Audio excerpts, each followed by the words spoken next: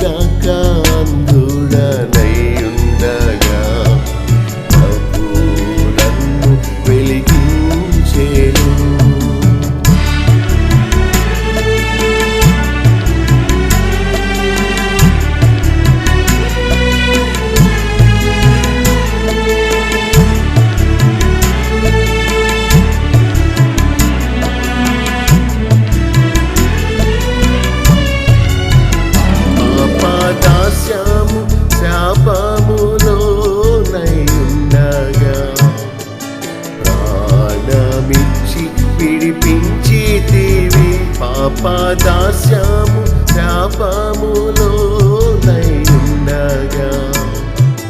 ప్రాణమిచ్చి విడిపించితివి, అందుకే నీకు స్తోత్రములు, అందుకే నీకు స్తోత్రములు.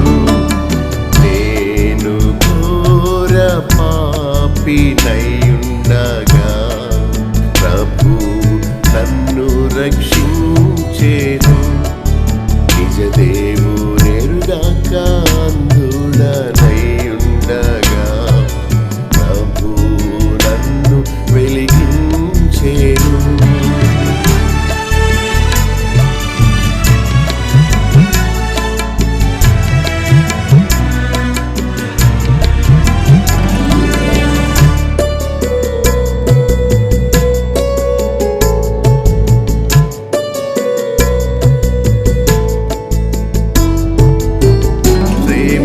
దుఃఖము రోగములెన్నో వచ్చినా ప్రేమతో ఆదరించితివి, ప్రేమ దుఃఖము రోగములెన్నో వచ్చినా ప్రేమతో ఆదరించితివి, అందుకే నీకు స్తోత్రములు, అందుకే నీకు స్తోత్రములు. నేను ఘోర పాపినయుండగా ప్రభు నన్ను రక్షించేను, నిజ దేవుడెరుగాక అంధుడనయుండగా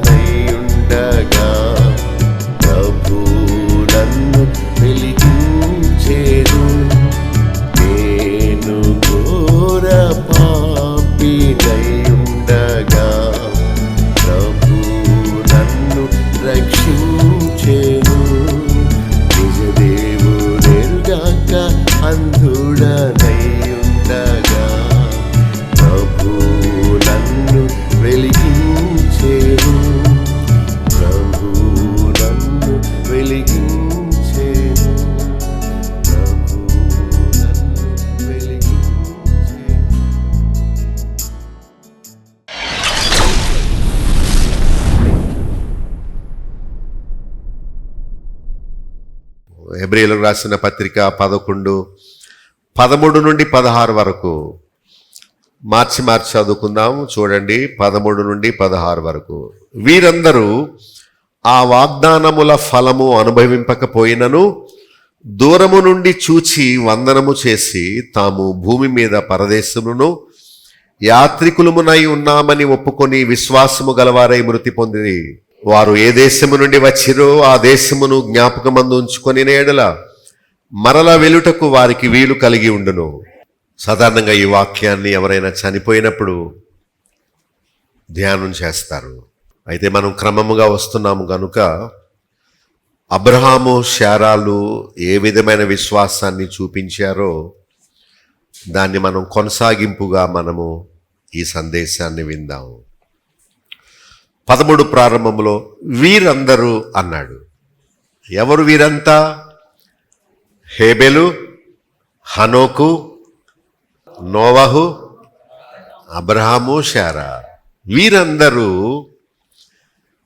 దేవుడు చేసిన వాగ్దాన ఫలము అనుభవింపలేదు. అంటే హాయిగా ఈ లోకములో బ్రతకలేదు, ఎన్నో కష్టాలు అనుభవించారు. వాగ్దాన ఫలము అనుభవింపకపోయినను వారు చేసిన పని ఏంటంటే దూరము నుండి చూచి వందనం చేశారు. ఎక్కడి నుండి అంటే అర్థం, వారు భవిష్యత్తును చూశారు. దేవుని వాగ్దానం ఎంత గొప్పదై ఉండబోతుందో అనే దాన్ని వారు దర్శనము ద్వారా చూచారు. ఇప్పుడు మన పిల్లలు పెద్దవాళ్ళు గొప్పవాళ్ళు అవ్వాలని, తండ్రి చేసే వ్యాపారాన్ని కొనసాగించాలని, లేకపోతే మంచి ఇంజనీర్స్ అవ్వాలని వారు మేనరకం సంబంధం చేసుకోవాలని, చుట్టరకం అందుకోవాలని ఏదేదో కలలు మనం కంటాం. వారి ఇంకా పిల్లలే, కానీ వారి భవిష్యత్తును మనం దర్శనము ద్వారా చూస్తాం. అలాగే దేవుడు చేసిన వాగ్దానానికి అనుకూలముగా అబ్రహాము, శారా, నోవాహులు కూడా వారు దూరదృష్టి గలవారై దూరము నుండి చూచారు. దేవుని వాగ్దాన నెరవేర్పును వారు దూరము నుండి చూచారు. చూచి ఏం చేశారు? వందనం చేయడం అంటే ఏంటి? నేను మీకు వందనాలు చెప్పాను అనుకోండి, అంటే మిమ్మల్ని నేను గౌరవించినట్టు. సో వందనము చేయడం అంటే దానిని గౌరవించినట్టు, దానిని ముఖ్యమైనదిగా ఎంచినట్టు. సో చూచారు, వందనము చేశారు, తర్వాత ఒప్పుకున్నారట. ఏమని ఒప్పుకున్నారు? తాము భూమి మీద ఎవరట? పరదేశులు, యాత్రికులమై ఉన్నామని ఒప్పుకున్నారట. ఇప్పుడు నేటి బోధకుల జీవితం కాదు మనకు మాదిరి. విశ్వాస వీరులుగా చెప్పబడిన ఈ లిస్ట్లో ఉన్న, జాబితాలో ఉన్న భక్తుల యొక్క విశ్వాసాన్ని మనము నేర్చుకుంటున్నాము. వాళ్ళు చేసిన పని ఏంటంటే దూరము నుండి చూచారు. విశ్వాసం అంటే చూడడం, విశ్వాసం అంటే నిరీక్షణ కలిగి ఉండడం. ప్రస్తుత లోక సంబంధమగు వాగ్దానాల కోసం కాదు. మొన్న మిమ్మల్ని ఒక ప్రశ్న వేశాను, ఏమంటే వయసు మీద పడిన వారు మళ్ళా యవనస్తులుగా అవుతామనే నిరీక్షణ ఎవరికైనా ఉంటుందా? ఎవరికి ఉండదు. ఉండే కొలది పోయే వయస్సే కానీ వచ్చేది కాదు. భక్తి కూడా అంతే. మనకేవో డబ్బులు వచ్చేస్తాయి, యవన వయసులో ఉన్నప్పుడు ఉన్న బలం వచ్చేస్తుంది, అంతా కలిసి వచ్చేస్తుంది అనే నిరీక్షణ కాదు క్రైస్తవ నిరీక్షణ. ఈ బోధకులు చెప్పినట్టు రాబోయే లోకము కోసమైన నిరీక్షణ. ఈ లోకాన్ని ముగించిన తర్వాత మనము పొందబోయే నిత్య జీవమును గూర్చిన నిరీక్షణ క్రైస్తవ నిరీక్షణ.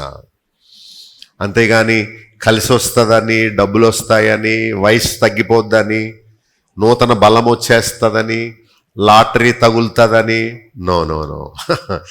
ఇది అసలు భక్తికి సంబంధమే లేదు. ఎవడైనాను ఈ లోకము కోసమే విశ్వసిస్తే ప్రభునందు వాడు లోకములో ఉన్న వారందరికంటే దౌర్భాగ్యుడు అన్నాడు. ప్రస్తుత కాలం గురించి కాదు మనం దేవుణ్ణి నమ్ముకున్నది, రాబోయే కాలము గురించి. కాకపోతే ప్రస్తుత కాలమందు వాళ్ళు ఏమనుకుంటున్నారు? మేము ఈ లోకములో పరదేశులము, రెండవది యాత్రికులము అని ఒప్పుకున్నారట. అందుకనే దేవుడు వారి కొరకు మంచి పట్టణాన్ని సిద్ధం చేశాడు. మన ప్రవర్తన ఎలా ఉందో అలాంటి ప్రవర్తనకు అలాంటి ప్రతిఫలము దేవుడు ఇస్తాడు. వాళ్ళు నిరీక్షణతో, విశ్వాసంతో భవిష్యత్తు గూర్చి వారు నిరీక్షించారు గనుక దేవుడు వారి కొరకు ఒక పట్టణమును సిద్ధం చేశాడు. రక్షణ కోరుకునే వారికి ఆయన రక్షణ ఇస్తాడు, కానీ నాకు అక్కర్లేదు అనుకున్న వాడిని దేవుడు ఎప్పుడూ బలవంత పెట్టడు. మనంతట మనం కోరుకోవాలి, మనంతట మనము విశ్వాసాన్ని కనుపరచాలి. అబ్రహాము వలె, శారా వలె, నోవహు వలె, హనోకు వలె, హేబేలు వలె. వాక్యము వినిన తర్వాత విశ్వాసం అంటే ఏంటి అంటే, ఈ లోక సంబంధమైన వాటి కొరకు కాదు, నిత్యమైన వాటి కొరకు, శాశ్వతమైన వాటి కొరకు, పరలోక సంబంధమైన వాటి కొరకు, ఆత్మ సంబంధమైన వాటి కొరకు, రక్షణ కొరకు, పాపము నుండి విడుదల కొరకు, నిత్య జీవము కొరకు. ఇక్కడ కాదు సుమి, అక్కడ ఆ రాజ్యము కొరకు. కానీ 99% బోధకులు లోక సంబంధమైన మేళ్లు కలుగుతాయరా అని ప్రజల్ని భ్రమపరుస్తున్నారు, అబద్ధాలు బొంకుతున్నారు. ఆ మేలు జరగదు, ఏమీ లేదు, కానీ జరుగుద్దని చెప్పి వారు వ్యాపారం చేసి దీనుల దగ్గర డబ్బులు సంపాదిస్తున్నారు. అయితే ఆ భక్తులు ఏమని ఒప్పుకున్నారు? మేము భూమి మీద పరదేశులము. పరదేశి అంటే ఎవరు? పర అంటే ఇతర, పరలోకము, భూలోకము, పాతాళ లోకము. భూలోకములో మనమున్నాం, పాతాళ లోకములో ప్రేతాత్మలు ఉన్నారు, పరలోకములో దేవుడు, దేవదూతలు, యేసు ప్రభు, 24 పెద్దలు ఉన్నారు. సో వాళ్ళు వేల సంవత్సరాల క్రితమే ఈ బైబిలు, పాస్టరు, చర్చి ఇలాంటి మీటింగ్స్ లేని కాలములోనే వారు దేవుని యందు విశ్వాసం ఉంచారు. భూ సంబంధమైన మేళ్ల కోసం కాదు, కానీ పరలోకము గురించి. వారు భూలోకములో ఉంటూ ఆ లోకం కోసం వారు ఎదురు చూచారు. నేను పరదేశిని, I'm a foreigner here, I'm a stranger here. నేను ఈ లోకానికి సంబంధించిన వ్యక్తిని కాను, నా ఆధార్ కార్డు అక్కడ ఉంది, నా పౌరత్వము పరలోకములో ఉన్నది. యేసు ప్రభు నా కొరకు ఒక గృహమును కట్టడానికి పరలోకానికి వెళ్ళాడు. నా తండ్రి ఇంట అనేక నివాసములు కలవు. ఒకవేళ నువ్వు క్రొత్తగా నమ్ముకుంటే, నీకు నివాసం లేకపోతే నేను మీకు స్థలము సిద్ధపరచ వెళుచున్నాను. నేనుండే స్థలములో మీరు ఉండాలని మరలా వచ్చి నేను మిమ్మల్ని అక్కడికి తీసుకువెళ్తాను అని ప్రభు చెప్పాడు. అంతేగాని మీకు జ్వరం రాదు, మీకు ఆర్థిక ఇబ్బందులు కలుగవు, మీకు రోగాలు కలుగవు, మీరు 100 ఏంటి 200 ఏళ్ళు బతికేస్తారు, అసలు మీరు ముసలే అవ్వరు, మీకు కాళ్ళు నొప్పులు రావు అని చెప్పాడా? అవన్నీ బోధకులు చెప్తారు. ఇప్పుడే యేసు నామమున నీ జుట్టు పెరుగుగాక అంటాడు. వాడేమో విగ్గు పెట్టుకుంటాడు, మనకేమో జుట్టు పెరగాలని ఆశీర్వదిస్తాడు. యేసు నామమున నీ అప్పులు తీరుగాక అంటాడు. తప్పు. అలాంటి భ్రమలు బోధకులు కలిగిస్తారు. కానీ క్రైస్తవ భక్తి భూ సంబంధమైంది కాదని నిరూపించుకోవడానికి వీరందరూ ఏం చేశారు? అలా మనము చేయాలి. వాళ్ళు పరదేశులమని ఒప్పుకున్నారు, యాత్రికులమని ఒప్పుకున్నారు. సరే, ముందు నుంచి మళ్ళా చెప్పండి. ముందు చూడాలి దూరము నుండి. రెండవది ఏం చేయాలి? దాన్ని గౌరవించాలి, వందనం చేయాలి. మూడవది ఒప్పుకోవాలి. నాలుగవది విశ్వాసము కలిగి ఉండాలి. విశ్వాసము అంటే ఏంటంటే, ఓ విత్తనాన్ని పాతి పెట్టాను, అది 4-5 రోజులకి మొలకెత్తుద్ది. అలాగే యేసు ప్రభు చనిపోయి పాతి పెట్టబడ్డాడు, 3వ దినమున లేపబడ్డాడు. నేను ప్రభువుల తన పరిశుద్ధిని దేవుడు కుళ్ళు పట్టనీయడని వాగ్దానము చేసినట్లు, నేను యేసు ప్రభువుల పరిశుద్ధంగా జీవిస్తాను. ఇదిగో నేను చనిపోతాను, ప్రభువు నన్ను తిరిగి లేపుతాడు అనే విశ్వాసముతో చనిపోవాలి. ఎలా చనిపోవాలి? మనము చనిపోయే నాటికి విశ్వాసము గలవారమై చనిపోవాలి. ఎలాంటి విశ్వాసము? ఒరే అబ్బాయి, కొట్టు చావకండి, ఈ పోర్షన్ నీది. ఓ చిన్న అబ్బాయి, ఈ పోర్షన్ నీది. పెద్దోడు అటు నైరుతి మూల ఉండాలి, చిన్నోడు పల్లంలో ఉండాలి. దెబ్బలాడుకొని చావకండి. ఇదిగో ఇలారా, వాళ్ళకి అప్పిచ్చాను, అది వసూలు చేసుకో. ఇదిగో ఇలారా, ఆ బంగారం అక్కడ తాకట్టు పెట్టాను, విడిపించుకో. ఇది కాదు విశ్వాసం. నేను పరదేశిని, నేను యాత్రికుడిని, నా యాత్ర ఈ లోకములో ముగించాను, నేను నా స్వదేశానికి వెళ్ళిపోతున్నాను, అది నా పట్టణం, నా పౌరత్వము అక్కడ ఉన్నది. సో మళ్ళీ కలుసుకుందాం అని చెప్పాలి. సియు అనాలి, బై బై వద్దు, సియు అని చెప్పాలి. అంటే మరలా కలుసుకుందాం అని, అలా అని చనిపోవాలి. మీరు నాలాంటి విశ్వాసము కలిగితేనే నేను వెళ్ళిన చోటికి మీరు వస్తారు, మరలా మనం కలుసుకోవచ్చు అని చెప్పాలి. బాయ్ అంటే అర్థం ఏంటి? ఎడబాటు అన్నమాట, తెంపు. కానీ మనం దేవుని బిడ్డలు గుడ్ బై చెప్పకూడదు. ఏం చెప్పాలి? సీయు అనాలి, అంటే మరలా కలుద్దాం అనాలి. ఇంకో మాట కూడా అనాలి, భూమి మీద కాకపోతే అక్కడ కలుద్దాం అనాలి. వాళ్ళకి అర్థం కాదు, అక్కడ కలిసేదేంటి? అవును, నాలాంటి విశ్వాసము నీలో ఉంటే నేను వెళ్ళిన చోటకు నువ్వు వస్తావు, అక్కడ కలుసుకుందాం అని మనం అది విశ్వాసంతో చెప్పే పని. దావీదు పాపం చేశాడని దేవుడు తన కుమారుణ్ణి మొత్తాడు. కుమారుడు చనిపోయేలా ఉంటే అప్పుడు దావీదు ఉపవాసంతో నేల మీద దొర్లుతూ మోకాళ్ళలోని ఏడుస్తూ, దేవా నా కుమారుణ్ణి బ్రతికించు బ్రతికించు అని చాలా వేదనతో తాను ఉపవాసంతో ఏమీ తినకుండా ఏడుస్తూ ప్రార్థన చేశాడు. అయితే కుమారుడు చనిపోయాడు. దేవుడు అతని ప్రార్థనకు జవాబు ఇవ్వలేదు. ఆ విషయాన్ని ఎలా చెప్పుదామా అని భయంగా ఆ సైనికులు, సేవకులు బతికున్నప్పుడే గోల చేశాడు. గుండె బాదుకొని ఏడ్చేసి, దయచేసి నా కుమారుణ్ణి బ్రతికించు అని అడిగాడు. ఇదిగో నీ బిడ్డ చనిపోయాడు అని చెప్తే ఇంకెంత గోల చేసేస్తాడో, ఇక గుండె బాధేసుకుంటాడేమో అని భయపడుతూ చెప్పకుండా, మీ అబ్బాయి ఆ బాలుడు ఏమైంది? చనిపోయాడు రాజా అన్నారు. అనగానే అమ్మో అని గట్టిగా ఏడ్చేస్తాడేమో అనుకున్నారు వీళ్ళు.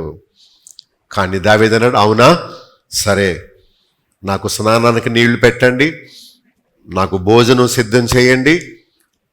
ఇదేంటి, ఏడవట్లేదేంటి అని ఆశ్చర్యపోయారు.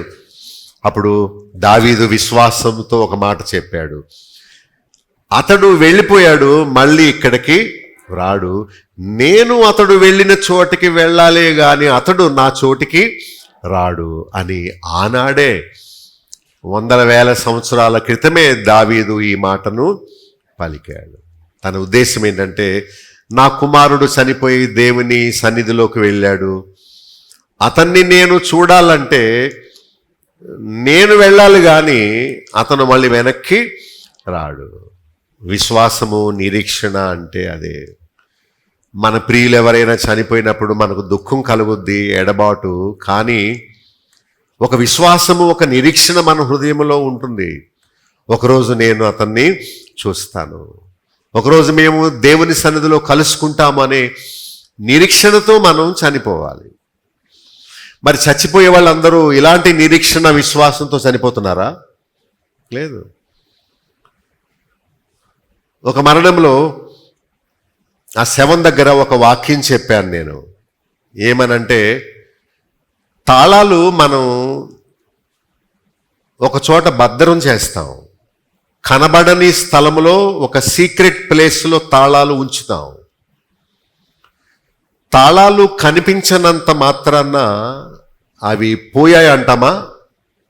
అవి పోలేదు, కానీ ఒక చోట భద్రంగా ఉన్నాయి. మనకు అవసరమైనప్పుడు వెళ్ళి ఆ చీకటిలో నుండి ఆ తాళాలని తెచ్చుకుంటాం. అలాగే యేసు ప్రభుని నమ్ముకొని చనిపోయిన వారు పోలేదు, వారు ఒక చోట ఉన్నారు. వారు ఎక్కడున్నారో మనకు తెలిస్తే మనము దిగులు పడము, ధైర్యంగా ఉంటాం. ఆ తాళాలు కంటికి కనిపించనంత మాత్రాన అవి పోయాయని అనకూడదు కదా.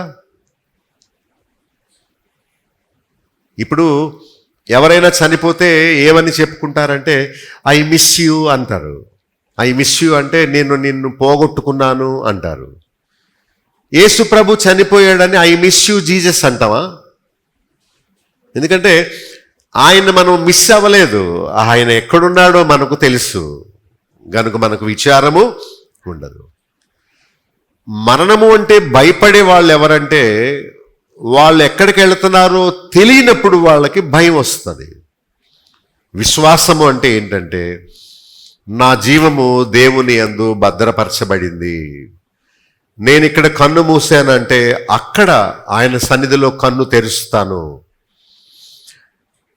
ఈ తుచ్చమైన లోకాన్ని, రోగాలతో ఉన్న ఈ శరీరాన్ని వదిలేసి నా జీవాత్మ దేవుని రాజ్యంలోకి, పరలోకానికి వెళ్ళిపోతుంది అనే విశ్వాసంతో మనము కన్ను మూయాలి. అప్పుడే మనము దేవుని రాజ్యంలో ప్రవేశిస్తాం. మన ముఖం ఎటు ఉంటుందో మన గమ్యం కూడా అటే ఉంటుంది. మనము బ్రతికుండగానే ఇలాంటి భక్తుల వలె నిరీక్షణతో, విశ్వాసముతో చనిపోయామనుకోండి, మనకు తెలుసు మనం ఎటు వెళ్తున్నామో గనుక మనం అక్కడికి వెళతాం. చనిపోయే సమయానికి నీవు విశ్వాసము కలిగి చనిపోవాలి. మళ్ళా చెప్పుకుందాం. ముందు చూచారు, తర్వాత వందనము చేశారు, తర్వాత వారు పరదేశులు, యాత్రికులను ఒప్పుకున్నారు, విశ్వాసము గలవారై మృతి నొందారు. 14వ వచనంలో ఇలా చెప్పువారు, ఎలా చెప్పువారు? మేము పరదేశులము, యాత్రికులమని చెప్పువారు. మీరు చెప్తారా? నేను చెప్పమన్నా మూలన చెప్తారా, లేదా మీరు స్వయంగా చెప్తారా? మీరెవరు? ఇక్కడ అలాగే ఉంటుందిలేండి. ఇక్కడ చెప్పమంటే భలే చెప్పేస్తారు, కానీ మీరు ఇంటికి వెళ్ళాక మీ ప్రవర్తన ఇలా ఉండాలి. ఈ లోకంలో ఏది నాకొద్దు, ఆస్తి ఐశ్వర్యాలు నాకొద్దు, బంధుప్రీతి, కులప్రీతి నాకొద్దు, ధన సంపాదన, ధనార్జన నాకొద్దు. అక్కడ నేను కూర్చుకుంటాను, నా నిధి అక్కడ పెంచుకుంటాను, నాకు ప్రతిఫలం అక్కడ నుండి రావాలి అని మన తలంపులు, మన ఊహ, మన ఎదురుచూపు, ఆశలన్నీ పరసంబంధమైనవై ఉండాలి. అలాంటి ఆశ ఉంటేనే దేవుడు మనకు ఇస్తాడు. నీవు కోరుకొనకపోతే ఆయన ఎందుకు ఇస్తాడు? నీకు ఇస్తాడా? నీలో అలాంటి ఆశ ఉండాలి. ఇలా చెప్పువారు అంటే భూమి మీద మేము పరదేశులము, యాత్రికులము అని చెప్పేవారు, ఒప్పుకునేవారు. చెప్పాలి, ఒప్పుకోవాలి. చెప్పడం అంటే ఏంటి? ఒప్పుకోవడం. చెప్పడం అన్నా ఒప్పుకునడం అన్న ఒకటే. ఇక్కడ రెండు పదాలు ఉన్నాయి, ఒప్పుకున్నవారు, చెప్పినవారు అని. ఇలా చెప్పువారు, ఇలా అని ఒప్పుకున్నవారు అని మనం కూడా ఒప్పుకోవాలి. నేను ఈ లోక సంబంధించిన వ్యక్తిని కాను, ఈ లోకానికి నాకు ఎలాంటి సంబంధం లేదు. బ్రతకాలి కాబట్టి ఉంటున్నాను కానీ నా పౌరత్వము పరలోకం. నేను ఈ లోక సంబంధించిన వ్యక్తిని కాను. లోకులు వీళ్ళందరూ నేను పరలోకవాసిని అని చెప్పాలి. అలా చెప్పి ఒప్పుకొని తమ స్వదేశమును వెతకాలి. ఏ దేశాన్ని? ఎవరైనా కువైట్ లాంటి, సౌదీ లాంటి దేశాలకు వెళ్ళారనుకోండి, వాళ్ళు ఉద్యోగం కోసం అక్కడికి వెళ్ళారే కానీ అది వారి దేశం కాదు. వాళ్ళు ఎప్పటికైనా మళ్ళా తిరిగి భారతదేశం వచ్చేయాలి. అలాగే దేవుడు మనలను అక్కడ రూపొందించాడు. మన ఆకారము, మన వ్యక్తిత్వము, మన రూపు అక్కడ ఆయన రూపొందించాడు. ఉదాహరణకి ప్రభు జన్మించినప్పుడు మరియ గర్భములోకి యేసుక్రీస్తును దేవుడు పంపాడు గనుక ఆమె గర్భవతి అయింది. ఈ రూపకల్పన ఎక్కడ జరిగింది? పరలోకములో దేవుడు దగ్గర. అక్కడ జరిగిన ఆ రూపకల్పనను దేవదూత వచ్చి మరియతో చెప్పాడు, నీవు గర్భము దాలుస్తావు, కుమారుని కంటావు. అలాగే మీరు నేను ఈరోజు ఇక్కడ ఉండాలని దేవుడు ఎప్పుడు సంకల్పించాడు? ఏనాడో భూమి పునాదులు వేయబడక మునిపే దేవుడు మనందరి గురించి సంకల్పించాడు. సో మనం అక్కడ నుండి వచ్చాము ఇక్కడికి గనుక మళ్ళా ఇక్కడ నుండి ఎక్కడకు వెళ్ళిపోవాలి. ఒక వాసన, పొగ గాలి కంటే బరువు తక్కువ గనుక అది పైకి లేస్తుంది. గాలి కంటే తక్కువ బరువున్న ఇవన్నీ ఏమవుతాయి? పైకి లేస్తాయి.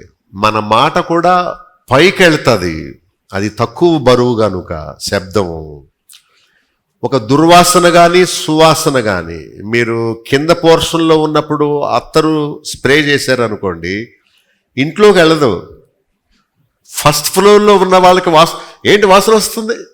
అలాగే మన ఆత్మ కూడా ఈ శరీరాన్ని వదిలిపెట్టగానే అది పైకి వెళ్ళిపోద్ది. సో మనము ఇక్కడ సంబంధించిన వ్యక్తులము కాము అని ఒప్పుకోవాలి. స్వదేశమును వెదకాలి. వెదుకుతున్నామని విశదపరచాలి. చెప్పండి, ఏం చేయాలి? వారు తమ స్వదేశమును వెదుకుచున్నామని విశదపరిచారు. నువ్వెప్పుడు విశదపరుస్తావు? నీ ప్రవర్తన వల్ల. ఓ జానడు స్థలం కోసం నీవు పోట్లాడుతున్నావంటే, కోర్టు ఎక్కావంటే నీవు పరదేశివి అని విశదపరచట్లేదు. ఇది నీదా? తీసేసుకుంటావు, తీసేసుకో. ఇది కూడా కావాలా? తీసేసుకో. ఈ స్థలం కావాలా? తీసేసుకో. నువ్వే ఉండు, నువ్వే అనుభవించేయి, నువ్వే తీసేసుకో. ఇది కూడా ఇచ్చేయమంటావా? తీసేసుకో.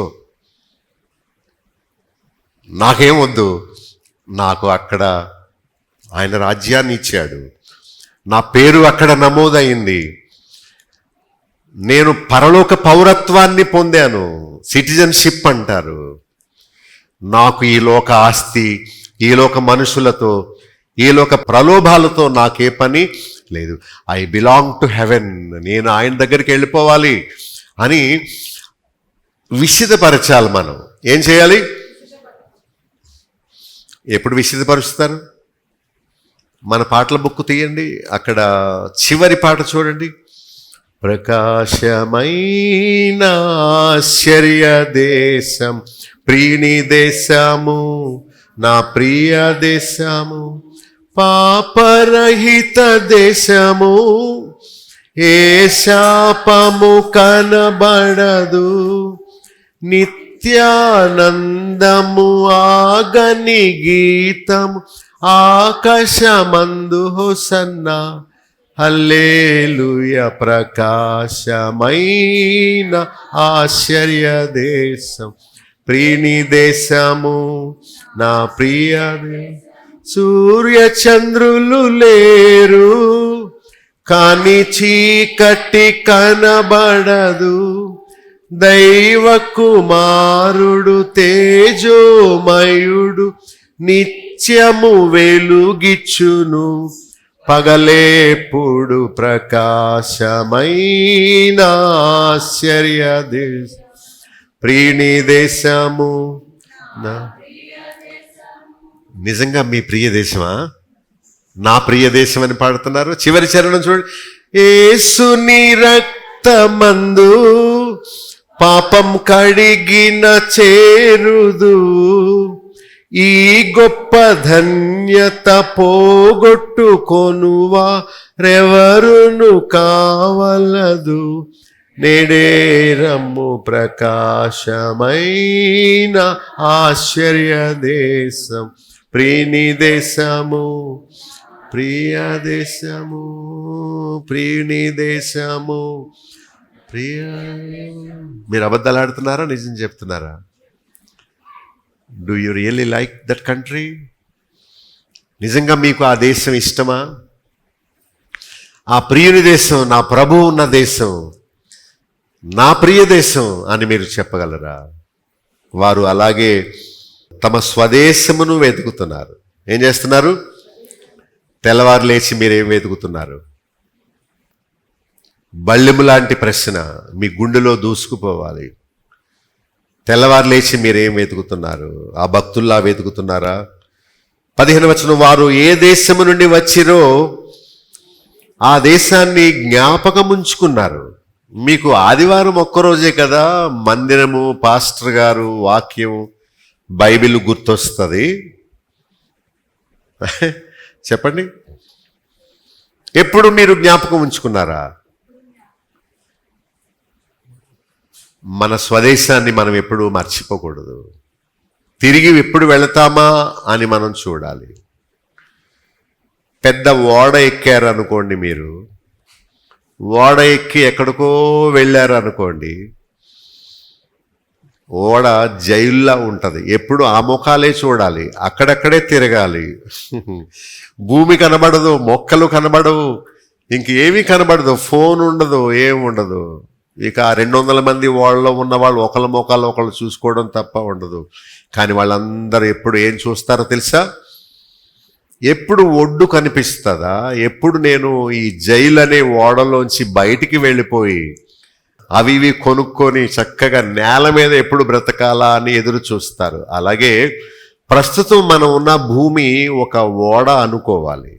ఈ ఓడలో నుండి ఎప్పుడు నేల మీదకి వెళ్ళాలా అని మన స్వదేశమైన పరలోకం కోసం ఎదురు చూడాలి. ఎప్పుడైతే వాళ్ళు జ్ఞాపకం ఉంచుకుంటారో అక్కడకు మరలా తిరిగి వెళ్ళడానికి వారు వీలు కల్పించుకున్నారు. జ్ఞాపకం ఉంటేనే కదా మనం ఇప్పుడు దేవుని సన్నిధిలోకి వచ్చాం. ఇక్కడికి కాదు రావడం, మన స్వదేశానికి మనం వెళ్ళాలనే ఆశ మనం చూపించాలి, కనుపరచాలి. 16వ వచనం, వారు మరి శ్రేష్టమైన దేశమును అనగా పరలోక సంబంధమైన దేశమును కోరుచున్నారు. మీకు ఈ దేశమే సరిపోద్దా, లేక దీనికంటే శ్రేష్టమైన దేశం కావాలా? కొందరు వదలరు, సూరు పట్టుకొని వేలాడుతూ ఉంటారు, కానీ వదలరు, ఇల్లు వదిలిపెట్టరు, సేవకు రారు, వేరే మందిరం ఎక్కడ ఉంటుందో వాళ్ళకు తెలియదు, సాక్షిగా నిలబడరు బైబిల్ పట్టుకొని.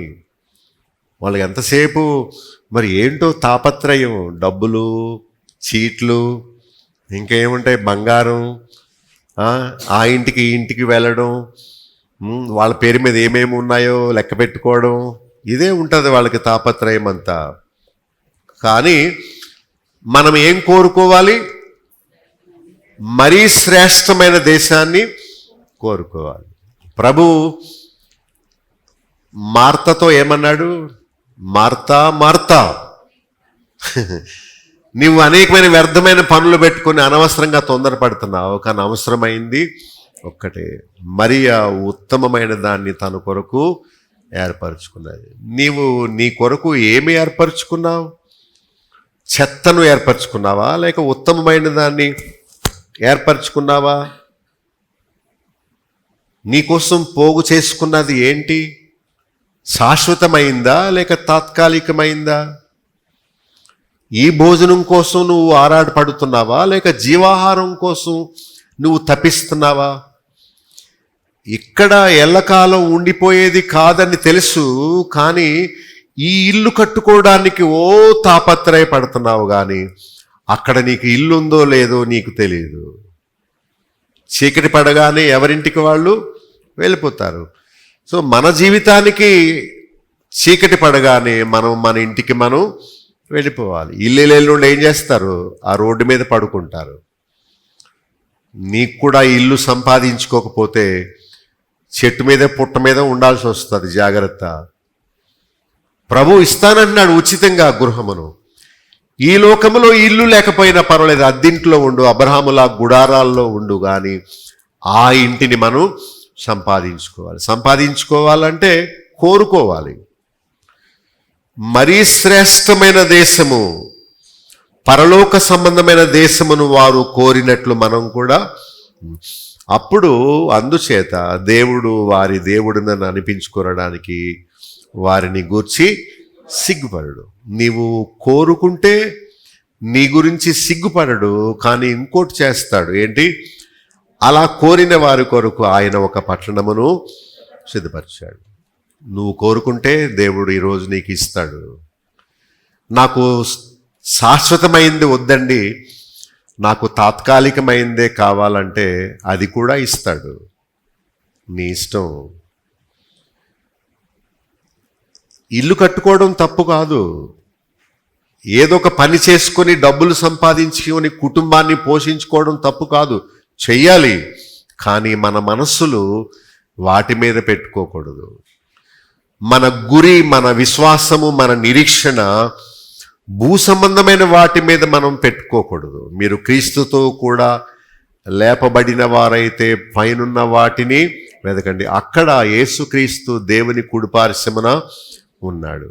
భూ సంబంధమైన వాటి మీద మనసు పెట్టుకోవద్దు, పర సంబంధమైన వాటినే వెదకండి అని చెప్పాడు. ఈ మాటలన్నీ మనకు తెలుసు, వింటుంటాం, కానీ మనము కోరుకోము.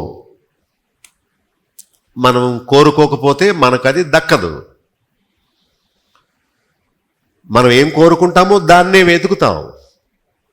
నిజంగా మనం కోరుకుంటే దానిని వెతికి సంపాదిస్తాం. నిరీక్షణతో ధైర్యంగా నిబ్బరంగా మనం బ్రతుకుతాం. మరి ఈ లోకము మనది కాదు, మనం ఇక్కడి వారము కాదు అని అనుకోవాలి. నమ్మదగిన దేవుడు ఒక లోకాన్ని, ఒక దేశాన్ని, ఒక పట్టణాన్ని మనకు వాగ్దానం చేశాడు అనుకోవాలి. ఈ లోకము మనదనుకున్నట్టుగా ఎప్పుడు ఊహించుకోకూడదు. సాతాను ప్రభువుని శోధిస్తూ ఏమన్నాడు? యేసు ప్రభువా, నీవు నాకు మ్రొక్కితే, నాకు సాగిలపడితే ఈ లోకమును దాని మహిమంతటిని నీకు ఇచ్చేస్తానన్నాడు. ఈనాడు నిన్ను నన్ను కూడా అదే సాతాను ప్రభువుని శోధించినట్లు మనల్ని శోధిస్తున్నాడు. నన్ను నమ్ముకో, హవ్వ చేసినట్టు నేను చెప్పినట్లు చెయ్యి. దేవుణ్ణి, ఆయన ఇచ్చే నిత్యత్వాన్ని కాదు, నన్ను, లోకాన్ని, లోకములో ఉన్న సంపదను, ఆనందాన్ని, మనుషుల్ని సంపాదించుకో. నాకు సాష్టాంగపడు, నన్ను నమ్ముకో, నేను చెప్పినట్టు చెయ్యి. ఈ లోకాన్ని ఇస్తాను, లోకములో ఉండే ఆనందం అంతా ఇస్తాను, చెడుగిస్తాను, పాపం ఇస్తాను. ఎంతైనా నువ్వు ఆనందించవచ్చు. నీకేం కావాలంటే, చెడ్డ సంబంధాలు కావాలా, త్రాగుడు కావాలా, టీవీలో వచ్చే చెడ్డది కావాలా, విలాసవంతమైన జీవితం కావాలా, హాయిగా బ్రతకాలా, ఎంత ఆనందం ఉందో ఈ లోకంలో, వచ్చే నీకు ఇచ్చేస్తానన్నాడు. కానీ ప్రభు అన్నాడు, నో, నేను దేవునికి మాత్రమే సాగిలిపడి స్తుతిస్తాను, కానీ నీకు నేను లోబడనని ప్రభు చెప్పాడు. సో సాతాను మనకు ఎరవేస్తున్నాడు. నువ్వు తినొద్దన్న పండు తింటే నీవు రెక్కలు కట్టుకొని ఎగిరిపోతావా అన్నాడు. అలాగే ఏదైనా తోటలోంచి బయటికి ఎగిరిపోయారు వాళ్ళు. కానీ దేవుడు ఇస్తానని చెప్పిన నిత్య జీవాన్ని వారు పోగొట్టుకున్నారు. యేసు ప్రభు సాతానుకు మొక్కలేదు, దేవుణ్ణి మాత్రమే సేవించాలని ఉంది. అని చెప్పి వాడిని శోధన జయించాడు. మనం తెల్లవారులేస్తే తుచ్చమైన ఈ లోక సంబంధమైన వస్తువులు ఎన్నుంటాయో. మొన్న నేను ఢిల్లీ వెళ్ళినప్పుడు భోజనం అరగలేదని కాస్త అటు ఇటు తిరుగుదామని మార్కెట్లో తిరిగాను. అయ్యి బాబోయ్, కిక్కిరిసిన జనం. అవన్నీ వస్తువులే. ఆడవాళ్ళు అక్కడ ఉండి బ్యాగులు కొనేసుకుంటున్నారు, హ్యాండ్ బ్యాగులు ఇలా పెట్టుకొని చూసుకుంటున్నారు, ఇలా పెట్టి చూసుకుంటున్నారు. ఇంకొకళ్ళేమో క్లిప్పులు కొనేసుకుంటారు. ఎన్ని దొంగ క్లిప్పులో, అయ్యి బాబు ఎన్ని రకాలుగా ఉందో. అది ఒక సీతాకోక చిలుకలా ఉంది ఒక క్లిప్పు. నిజంగా సీతాకోక చిలుక జుట్టు మీద అల్లినట్టే ఉంది. కొనేసుకుంటున్నారు, పెట్టేసుకుంటున్నారు. ఇది బాగుంది, ఇది బాగుంది, ఇది బాగుంది. చెప్పులు కొనుక్కునేవాడు ఒకడు, మేజోళ్ళు కొనుక్కునేవాడు ఒక, ప్యాంట్లు కొనుక్కునేవాడు ఒకడు, డ్రెస్సులు కొనుక్కునేవాడు. ఆ మార్కెట్ అంతా ఎంత బిజీగా ఉందో. నేను చూసి నవ్వుకున్నాను. ఏంటి ఈ తాపత్రయం ఏంటి? ఈ పెళ్ళిళ్ళు చేసుకోవడం ఏంటి? ఇల్లు కట్టుకోవడం ఏంటి? వస్తువులు సంపాదించుకోవడం ఏంటి? పిల్లల్ని కనడం ఏంటి? పొలాలు కొనుక్కోవడం ఏంటి? ఈ డబ్బు సంపాదన ఏంటి? అందరూ తాము వదిలిపెట్టి వెళ్ళిపోవలసిన వాటిని బాగా సంపాదించుకుంటున్నారు. చనిపోయినప్పుడు చిల్లి గవ్వ కూడా వారికి కూడా తీసుకెళ్ళరు. బైబిల్ ఏం చెప్తుందంటే, ఈ లోక సంబంధమైనవి ఏమీ లేకపోయినా పర్వాలేదు, శాశ్వతమైన దాన్ని మనం సంపాదించుకోవాలి. ఇశ్రాయేలు ప్రజలు 40 సంవత్సరాలు పర్యాటకులుగా అరణ్యములో తిరిగిలాడినట్టు మనము తిరగాలి. అబ్రహాము కూడా తన ఊరు విడిచిపెట్టి దేవుడు చూపించిన దేశం కొరకు ఎదురు చూస్తూ వెళ్ళిపోయాడు. ఒకరోజు మనం ఈ జీవితాన్ని ఇక్కడ ముగించి పరలోకానికి వెళ్ళాలని మర్చిపోకూడదు. బైబిల్లోని భక్తులు విశ్వాసము, నిరీక్షణ ఈ లోక సంబంధమైన ఆస్తి ఐశ్వర్యాల కోసం కాదు, నిత్యమైన లోకం కోసం, శ్రేష్టమైన వాగ్దాన దేశం కోసం వారు ఎదురు చూచారు. వీళ్ళందరూ విశ్వాసము కలిగి చనిపోయారు. ఆరోగ్యము, ఆస్తి, మేళ్ళు, అద్భుతాలు, సూచిక్రియలు కొరకు కాదు దేవుడు ఉన్నది, పరలోకం కొరకు, నిత్యజీవం కొరకు, శ్రేష్టమైన పట్టణమును మనకి ఇవ్వడానికి ఆయన మనలను పిలుస్తున్నాడు. సో ఈ లోకములో ఆ వాగ్దాన ఫలము అనుభవింపకపోయినా పొందబోయే దాని కొరకు మనము నిరీక్షించుదాం. ఈ లోకము శాశ్వతం అనుకొని ఇక్కడే స్థిరపడాలనుకునే వారు అవిశ్వాసులు. కానీ ఈ లోకంలో ఆ వాగ్దాన ఫలము పొందకపోయినా మన భవిష్యత్తు మన విశ్వాసముతో చూచి, దర్శనముతో చూచి దాని కొరకు మనం నిరీక్షించాలి. నువ్వు దేనికోసం ఎదురు చూస్తున్నావు అని ఎవరన్నా మనల్ని అడిగితే, ప్రభు వస్తాడని, తన రాజ్యములో మనల్ని చేర్చుకుంటాడని, అందుకొరకు ఆయన కోసం ఎదురు చూస్తున్నానని మనం చెప్పాలి. డబ్బులు వస్తాయని, అప్పులు తీరుతాయని, ఇల్లు కడతామని వీటి కోసం కాదు. ఉజ్వలమైన ఒక భవిష్యత్తు కోసం మనం ఎదురు చూడాలి. నేను ముగిస్తాను. కానీ మీకు ఒక అసైన్మెంట్ ఇస్తాను. ఏంటంటే, నాకు ఒక వాగ్దానం చేయాలి మీరు. ఏంటంటే, ప్రకటన గ్రంథం 21వ అధ్యాయం చదవాలి. ఒక్కసారి మీరు 21వ అధ్యాయం చదివితే అసలు ఈ బంగారాన్ని కానీ, ఈ వీధుల్ని కానీ, ఈ ఇళ్లను కానీ, వస్త్రాలను కానీ అసలు ప్రేమించరు.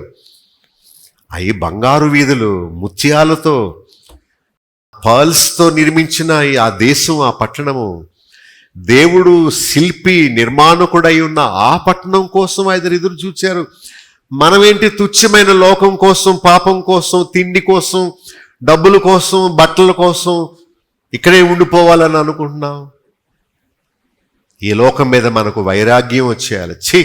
ఇది చెత్త, అది ముఖ్యం అని మనం దానికోసం ఎదురు చూడాలి. అబ్రహాము గుడారములో నివసిస్తూ పునాదులు గల పట్టణము కొరకు ఎదురు చూచాడు. ఒకవేళ మీరు షెడ్లో ఉన్నారనుకోండి, మీ ఇల్లు ఎక్కడుంది? ఒక షెడ్ అనుకోండి, బూజులు పట్టేసి తాటాకు ఇల్లు అనుకోండి, ఎలకలు సుంచులు పరిగెడుతూ బూజు పట్టి అశుభ్రంగా మురికి వాసనగా ఉన్న ఇల్లు అనుకోండి. ఒకవేళ మిమ్మల్ని ఎవరైనా మంచి కొత్త బిల్డింగ్లోకి రమ్మన్నారు అనుకోండి, సో ఈ షెడ్ వదిలిపెట్టి ఏం చేస్తాం? కొత్త బిల్డింగ్లోకి వెళతాం. అంతేనా? లేకపోతే నేను ఈ బూజులోనే ఉంటాను, నేను వెళ్ళను బాబు, నన్ను రామ్మనుకో అని ఇదే పట్టుకొని వేలాడతారా? మీకు కావాలా? 5 పనులు చేయాలి. చూడాలి, వందనం చేయాలి, ఒప్పుకోవాలి, విశ్వాసం గలవారవ్వాలి, ఆ పరిస్థితుల్లో మనం చనిపోవాలి. అప్పుడు ఆయన రాజ్యానికి వారసులు. మనము భూలోకములో ఉంటూనే నిత్యరాజ్యము కోసం ప్రతిరోజు మీరు వెతికితే ఆయన ఇస్తాడు, మీరు వెతకపోతే ఆయన ఇవ్వడు. వెతుకుతారా, వదిలేసుకుంటారా? ప్రార్థన చేస్తాను.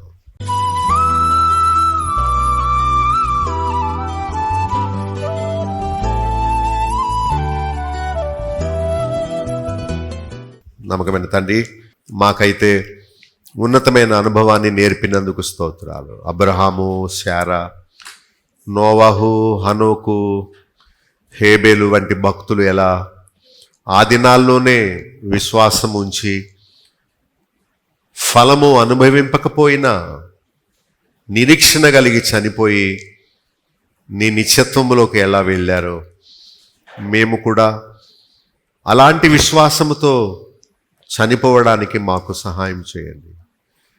లోకమును కానీ లోకములో ఉన్న వాటిని కానీ ప్రేమింపొద్దని, అలా ప్రేమిస్తే నా ప్రేమ వారిలో ఉండదని మీరు చెప్పారు నాయనా. ఇక నుండి మేము వస్తువుల మీద, మనుషుల మీద, ఆస్తి మీద వైరాగ్యము తెచ్చుకుంటున్నాము తండ్రి. మీరు మమ్మల్ని శుద్ధి చేయండి. సౌలు ఎలా మారిపోయాడో మమ్మల్ని కూడా మార్చండి నాయన. మేము ఎలాగా వదిలేసి వెళ్ళిపోవాలి, మా ఆస్తిని మా పిల్లలకి ఇచ్చేయాలి.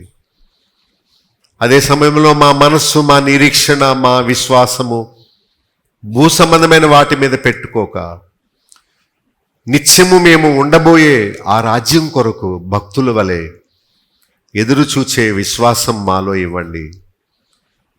మాకు జ్ఞానం అనుగ్రహించండి. నీ రాజ్యమును నీతిని వెదికే జ్ఞానం మాకు ఇవ్వండి నాయన. ప్రేమతో చెప్పిన మాటలు అందరూ అంగీకరించి విధేయులు అవ్వడానికి కృప చూపవలసిందని యేసు నామములో ప్రార్థించి వేడుకుంటున్నాం తండ్రి. ఆమేన్.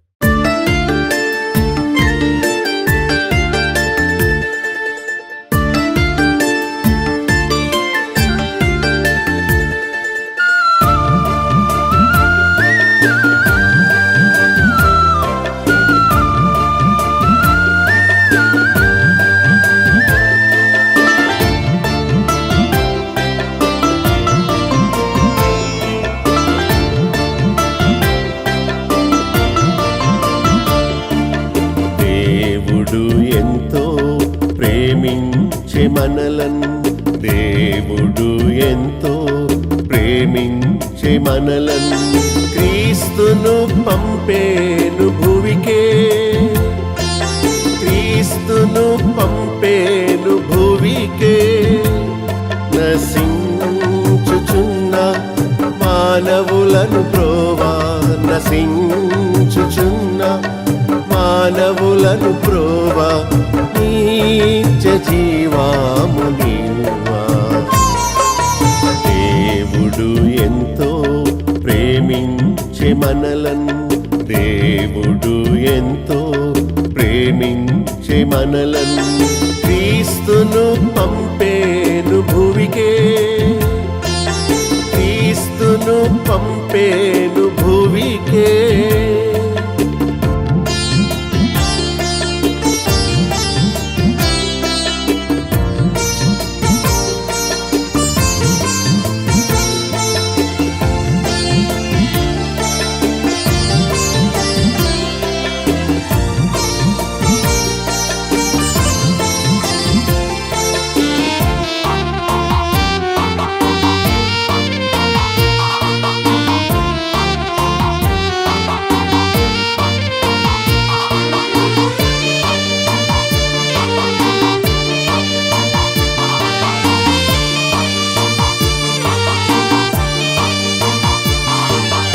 దీనులను పైకి ఎత్తగా యేసు దీనుడై పుట్టేను భువిలో. దీనులను పైకి ఎత్తగా యేసు దీనుడై పుట్టెను భువిలో. పాపుల రక్షింప ప్రభు యేసు క్రీస్తు, పాపుల రక్షింప ప్రభు యేసు క్రీస్తు పరము నుండి దిగి వచ్చే, పరము నుండి దిగి వచ్చే. దేవుడు ఎంతో ప్రేమించే మనలను, దేవుడు ఎంతో ప్రేమించే మనలను క్రీస్తును పంపేను భువికే, క్రీస్తును పంపేను భువికే.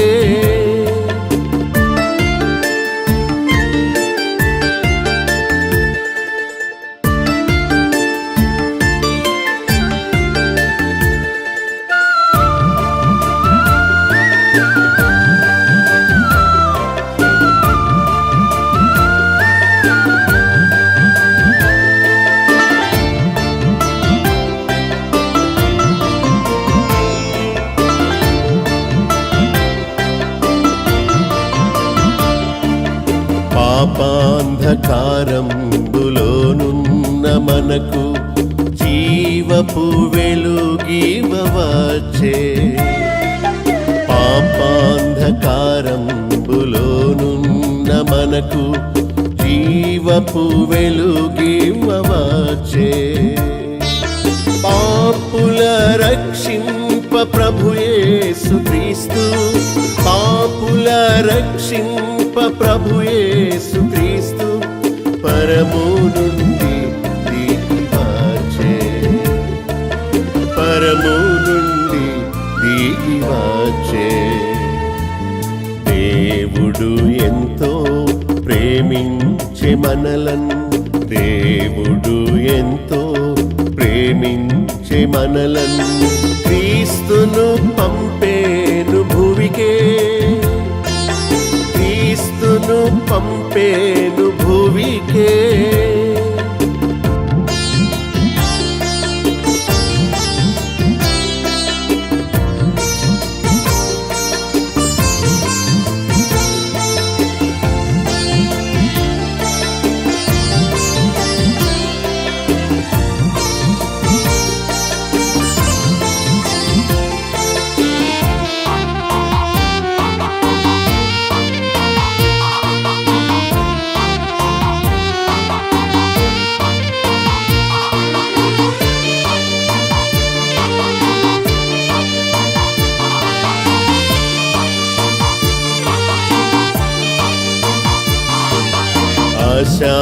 అశాంతిలోనున్న మానవ కోటికి నిత్యమైన శాంతినివ్వా, అశాంతిలోనున్న మానవ కోటికి నిత్యమైన శాంతినివ్వా. పాపుల రక్షింప ప్రభు యేసు క్రీస్తు, పాపుల రక్షింప ప్రభు యేసు క్రీస్తు పరము నుండి దిగి వచ్చే, పరము నుండి దిగి వచ్చే. దేవుడు ఎంతో ప్రేమించే మనలను, దేవుడు ఎంతో ప్రేమించే మనలను క్రీస్తును పంపేను భువికే, క్రీస్తును పంపేను భువికే. నశించుచున్న మానవులను బ్రోవా, నశించుచున్న మానవులను బ్రోవా, నిత్య జీవాము నీవా. దేవుడు ఎంతో ప్రేమించే మనలను, దేవుడు ఎంతో ప్రేమించే మనలను క్రీస్తును పంపేను భువికే, క్రీస్తును పంపేను భువికే. మా చిరునామా బాబులో గండి, chairman Bethel assembly, Nallajerla. Pin code 534 112, పశ్చిమ గోదావరి జిల్లా, ఆంధ్రప్రదేశ్. మా ఫోన్ నంబర్స్ 08818277333. మా సెల్ నెంబర్ 9440111250. మరొక సెల్ నెంబర్ 9000000803. మా ఈమెయిల్ ఐడి satyasakshitv@gmail.com. మా వెబ్సైట్ www.bethelassembly.net.